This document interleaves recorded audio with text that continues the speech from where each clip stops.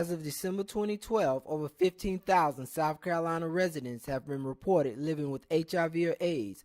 Of that 15,000, 75% were African American. Yet throughout minority communities, the issue is only whispered about.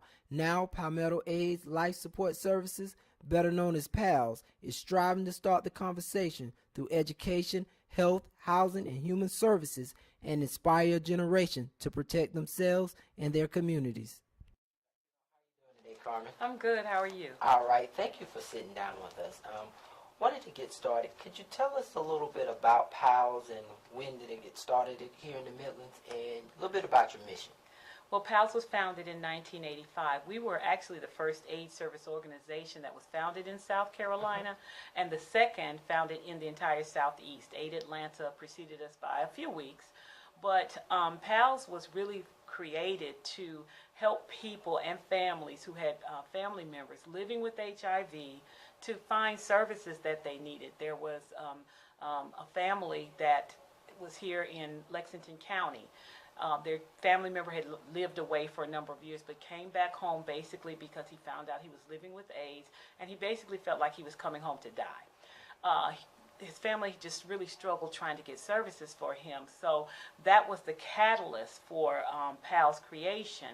And we started out thinking that the agency was just going to be a support group. That was in 1985.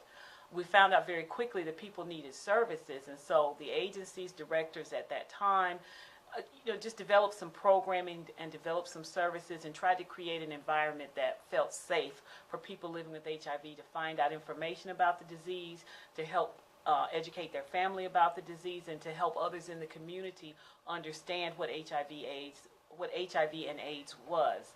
So that's how the agency got started. 30 years ago, we'll be celebrating our 30th anniversary in 2015. Since that time, we've grown to be a full-service agency. We provide comprehensive services, including housing, HIV prevention education, and risk reduction. We provide HIV testing and testing for other sexually transmitted illnesses. We provide behavioral health counseling. We have a food pantry. We assist with transportation and a number of other services. We do a lot of community education.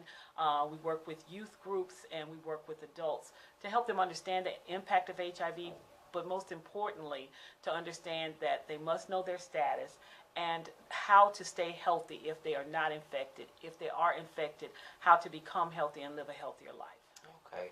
How do we stack up here in South Carolina as far as the number of people living with HIV and AIDS?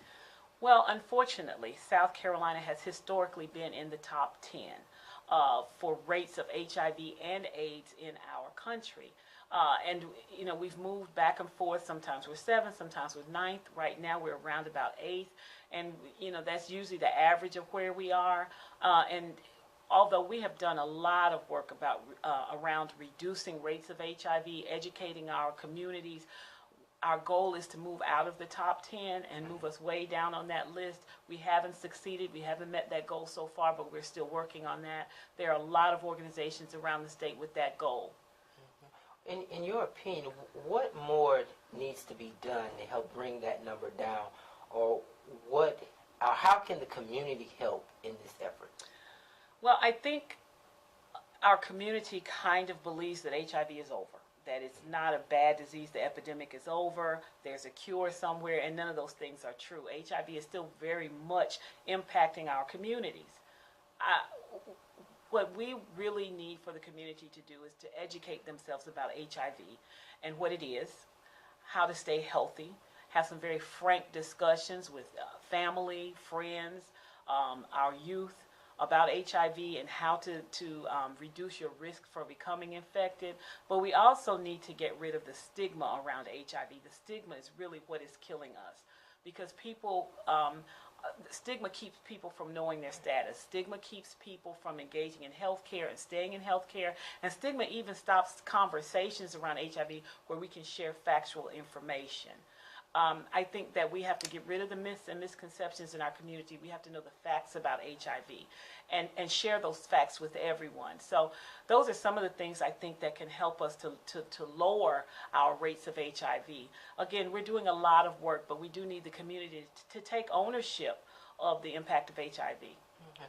You mentioned earlier several different services, and one of those services was housing. Can you explain how someone would go about getting housing services, and are they just for individuals living with HIV and AIDS, or how do those services work? Well, what we believe is that housing is health care. If a person is stably housed, they're more likely to stay in care. They're more likely to not make risky decisions like, do I need to have sex without a condom in order to pay for a night's rent in a hotel? When people are stably housed, they're able to make healthier decisions. So our goal is to ensure that persons have access to safe and affordable housing. And to do that, usually when a person comes into PALSS, we do an assessment. We do what we call a biopsychosocial assessment. And that assessment will help us to understand all of the challenges that person is facing, whether they're health challenges, financial challenges, family challenges, whatever challenges that person is facing. And we look at that assessment and work with the client to develop a plan. If part of that plan is locating or accessing stable housing, then we have a program called HOPE. It's called Housing Opportunities Promote Empowerment. And our trained case managers there work with folks through the process of locating some housing, applying for it, if there's some financial assistance available, helping them to access that financial assistance, all the way through actually getting the key to move in the door. Sometimes for some people, short-term housing may be in a shelter. Of course, we know that's not ideal, and it is not stable housing. We want people in permanent housing. Okay. Could you tell us a little bit more about your preventive services? Do you guys go out to speak at schools, or how usually do you go about educating the community? Well, right now we are working with youth in a program called Proud, Responsible, Educated Youth, or PRAY.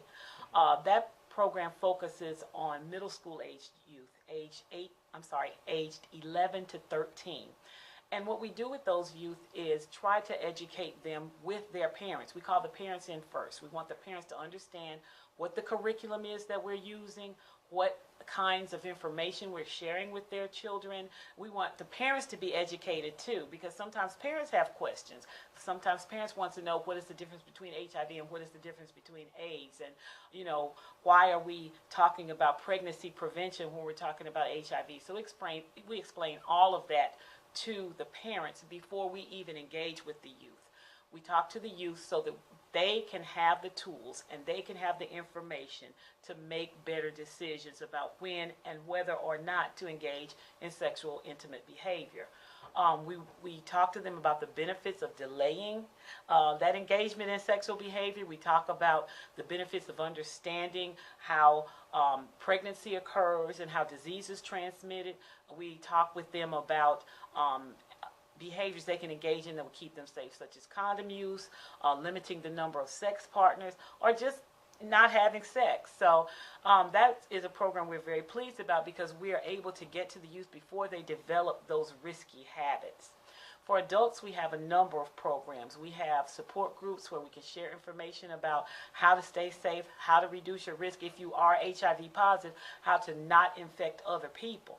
We also do some behavioral health counseling where we talk to folk about issues that may lead them to make risky decisions, things like substance use, things like depression, anger management. All those things can contribute to people making, maybe not the best decisions about their sexual health. Okay. Well, could you give some contact information in case somebody wanted to reach out to you and find out more about your services? Certainly. You can always give us a call here at the office at 803-779-7257. Our website is www.palss.org. And we certainly want you to follow us on Facebook and follow us on Twitter. We post a lot of information on those social media sites. And we also have an open house here annually. And we have a lot of events where we welcome people to come in, ask their questions, and find out factual information about HIV. Carmen, thank you for taking the time to sit down with us. Thank you for having me today. I appreciate it.